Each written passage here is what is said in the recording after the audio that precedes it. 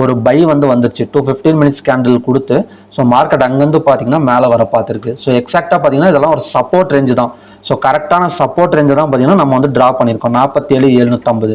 இது கண்டினியூஸாக மேலே வருமா அப்படின்னு பார்த்தோம்னா, ஸோ மார்க்கெட்டில் வந்து எனக்கு வந்து ஒரு ஹேமர் கேண்டில் வந்து ஃபார்ம் ஆயிருக்கு. ஸோ ஹேமர் கேண்டில் மாதிரி ஃபார்ம் ஆயிருக்கு. ஸோ அப்படி இருந்தாலுமே கூட ஒரு கேப் டவுனில் ஓப்பன் ஆன மார்க்கெட் எக்ஸாக்டாக பார்த்தீங்கன்னா நேற்று கேண்டில் லோவை டச் பண்ணிட்டு ஸோ அங்கேருந்து ரிவர்ஸ் தான் வந்திருக்கு. ஸோ கண்டிப்பாக நாளைக்கு வந்து இந்த இடம் வந்துடும் நினைக்கிறேன். 47,750ங்கிறது இன்னைக்கு வந்து மிஸ் ஆயிடுச்சு. ஸோ நாளைக்கு கண்டிப்பாக இந்த இடம் வந்துச்சுன்னா ஸோ நம்மளுக்கு வந்து நாளைக்கு வந்து ஒரு பை சைடு வந்து நம்ம வந்து எதிர்பார்க்கலாம். ஸோ அப்படி இருக்கிறப்ப கண்டிஷன்ஸ் வந்து பார்க்கலாம். நாளைக்கு ரெசிஸ்டன்ஸ் ஆக்ட் ஆகக்கூடிய இடம்னு பார்த்தீங்கன்னா 48,265, பிவோட் பாயிண்ட் வந்து 48,058, சப்போர்ட் வந்து 47,890. இன்னைக்கு ஹை வந்து 48,223, லோ வந்து 47,851. ஓப்பனான இடம் பார்த்தீங்கன்னா 48,124. எந்த இடத்துல க்ளோஸ் ஆயிருக்குன்னா 48,021. கிட்டத்தட்ட பார்த்தீங்கன்னா பக்கத்தில் தான் க்ளோஸ் ஆயிருக்கு. ஒரு பெரிய மூவ்மெண்ட் வந்து இன்னைக்கு வந்து கிடையாது. இன்னும் அது மட்டும் இல்லாமல் ஓப்பன் இடத்துல ஒரு 100 பாயிண்ட் மேலே போயிருக்கு. ஸோ ஓவராலாக பார்த்தீங்கன்னா ஒரு பை சைடும் செல் சைடும் பார்த்தீங்கன்னா ரெண்டு சைடுமே ஒரு நல்ல ஆப்பர்ச்சுனிட்டி வந்து இன்னைக்கு வந்து, அதாவது கால் ஆப்ஷனும் சரி புட் ஆப்ஷனும் சரி ஒரு நல்ல ஆப்பர்ச்சுனிட்டி வந்து கிடைச்சிருக்கும். நீங்கள் நினைக்கலாம் என்னங்க கால் ஆப்ஷன் சைடு 0 போயிடுச்சு அப்படின்னா நல்ல ஆப்பர்ச்சுனிட்டினா நெக்ஸ்ட் எக்ஸ்பைரியில் போயிட்டு நாம் வந்து ட்ரேடு பண்ணியிருந்தோம்னா ஸோ கண்டிப்பாக வந்து உங்களுக்கு வந்து தெரிஞ்சிடும். இதே எக்ஸ்பைரியில் ட்ரேட் பண்ணோம்னா ஸோ கண்டிப்பாக வந்து ஸோ டைம் டிகேவால் 0 வரதுக்கான ஒரு பாசிபிலிட்டி இருக்குது. ஸோ எப்போவுமே பார்த்தீங்கன்னா நீங்கள் ஒரு பிகினியர்ஸாக இருக்கிறீங்க, அதாவது பார்த்தீங்கன்னா ஒரு வாலட்டிலிட்டி வந்து விரும்பலை அந்த மாதிரியெல்லாம் இருந்துச்சுன்னா ஒரு நெக்ஸ்ட் எக்ஸ்பைரியில் அதே ஸ்ட்ரைக் ப்ரைஸை சூஸ் பண்ணி நீங்கள் வந்து ட்ரேட் பண்ணிங்கன்னா ஒரு ப்ராப்பரான ஸ்டாப் லாஸ் டார்கெட் எல்லாம் உங்களுக்கு வந்து கிடைக்கும். ஸோ ஓகே ஃப்ரெண்ட்ஸ், நாளைக்கு வந்து மறுபடியுமே ஒரு கேப் டவுன் எடுத்தால் கூட மார்க்கெட் வந்து மேலே தான் வரும். ஸோ நான் ஆல்ரெடி சொன்ன மாதிரி தான் நாளைக்கு கேப் டவுனில் ஓப்பன் ஆனால் கூட இந்த 47,750 டச் பண்ணிவிட்டு மார்க்கெட் மேலே வந்துடும். சப்போஸ் இதை பிரேக் அவுட் பண்ணிடுச்சு, இந்த 47,750 கொஞ்சம் பிரேக் அவுட் ஆனிச்சுன்னா கூட ஸோ கண்டிப்பாக கொஞ்ச நேரம் விஸ்டாண்ட் பண்ணிவிட்டு மார்க்கெட் வந்து மேலே வந்துடும். ஸோ நாளைக்கு வந்து கண்டிப்பாக ஒரு பை சைடு வந்து எதிர்பார்க்கலாம் ஒரு கேப் டவுன் எடுத்தால். ஸோ அப்படி பார்க்குறப்ப ஒரு கேப் டவுனில் ஓப்பன் ஆச்சுன்னா 47,750 வந்ததுக்கப்புறம் 5 minutes candle green colour candle form ஆனதுக்கப்புறம் நம்ம ஒரு கால் ஆப்ஷன் சைடு போனோம்னா ஃபர்ஸ்ட் டார்கெட்டாக அந்த பிவோட்டையும் செகண்ட் டார்கெட்டாக அந்த ரெசிஸ்டன்ஸ் வரைக்குமே வரதுக்கான ஒரு பாசிபிலிட்டி இருக்குது. இது வந்து ஃபர்ஸ்ட் கண்டிஷன்.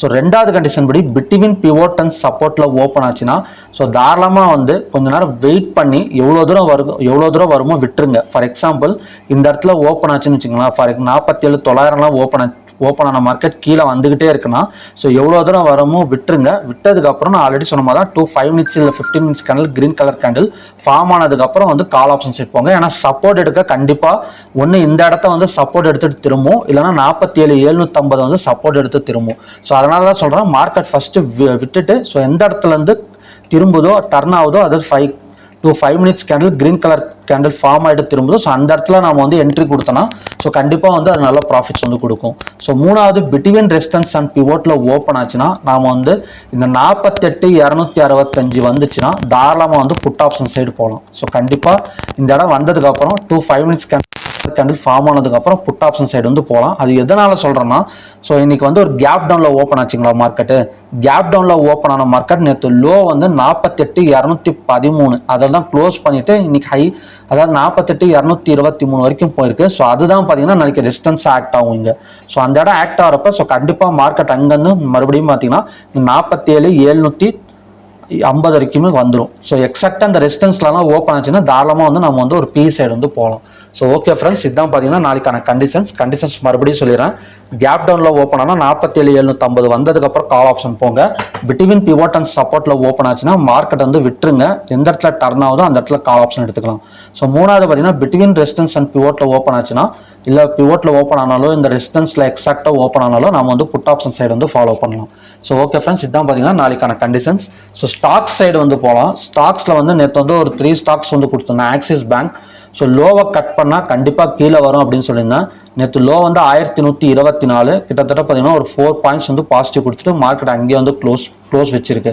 ஸோ மூணாவது ஹெச்டிஎஃப்சி பேங்க். ஸோ ஹெச்டிஎஃப்சி பேங்க்ல ரொம்ப நாளாக பார்த்தீங்கன்னா இந்த 1505 வந்து விஸ்டாண்ட் பண்ணிக்கிட்டே இருந்துச்சு.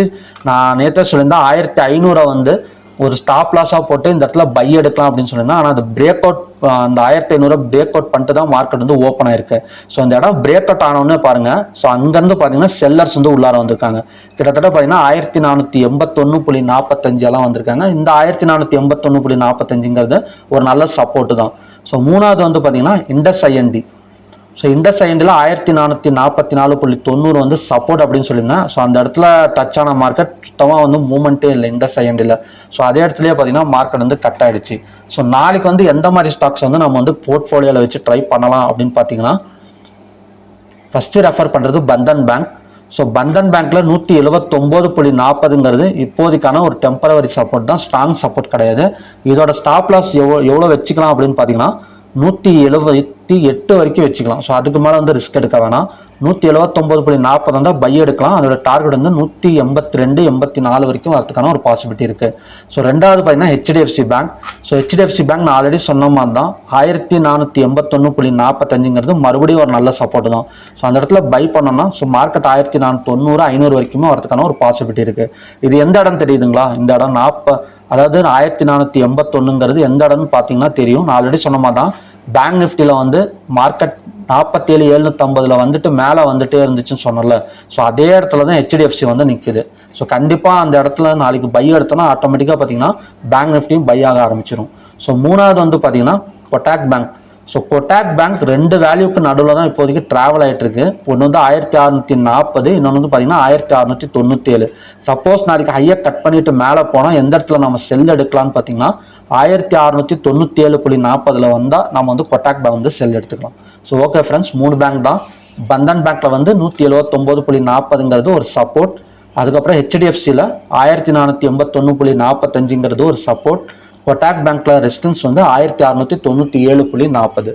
ஸோ என்னோட எக்ஸ்பெக்டேஷன் பார்த்தீங்கன்னா நாளைக்கும் பார்த்தீங்கன்னா சப்போஸ் மிடில் ஓப்பன் ஆனால் கூட, ஸோ எந்த இடத்துல ஓப்பன் ஆனால் கூட 47,750 வரைக்கும் மார்க்கெட்டை கொண்டு வந்துட்டு ஸோ அங்கேருந்து பார்த்தீங்கன்னா பை எடுக்க ஆரம்பிச்சிருவாங்க. இல்லை நாளைக்கு காலையிலேயே பார்த்தீங்கன்னா பையர்ஸ் வந்து ஃபுல்லாக இருந்தாங்க அப்படின்னா இந்த ஹையை கட் பண்ணிடுச்சுன்னா 48,225 எல்லாம் கட் பண்ணி ஓப்பன் ஆனாலும் ஒரு கேப் அப்பில் ஓப்பன் ஆனால் கூட ஸோ மார்க்கெட் அங்கேருந்து பார்த்தீங்கன்னா மேலே போயிடும். ஸோ ஆல்ரெடி பார்த்தீங்கன்னா ஒரு நல்ல சப்போர்ட் ஜோனில் தான் நிற்குது 47,750. ஸோ பார்க்கலாம் நாளைக்கு என்ன நடக்குது அப்படின்னு. நாளைக்கு வர நிஃப்டி எக்ஸாக்டாக பார்த்தீங்கன்னா 0.00 வந்து க்ளோஸ் ஆயிருக்கு. இதெல்லாம் பார்த்தீங்கன்னா அபூர்வம் அப்படின்னு சொல்லலாம். ஏன்னா இந்த மாதிரி எல்லாம் க்ளோஸே ஆகாது. ரொம்ப எப்பயாச்சும் அதோட தான் இந்த மாதிரி 0.00 தான் க்ளோஸ் ஆகும். ஸோ மற்றபடி ஃபின் நிஃப்டி மைனஸில் தான் க்ளோஸ் ஆயிருக்கு. மிட் கேப் கொஞ்சம் ப்ளஸில் இருக்குது. சென்செக்ஸ் வந்து -45ல் இருக்குது. ஸோ சென்செக்ஸ் வந்து கொஞ்சம் ஒரு எல்லாமே பார்த்தீங்கன்னா ஒரு பை கேண்டலில் தாங்க க்ளோஸ் ஆயிருக்கு.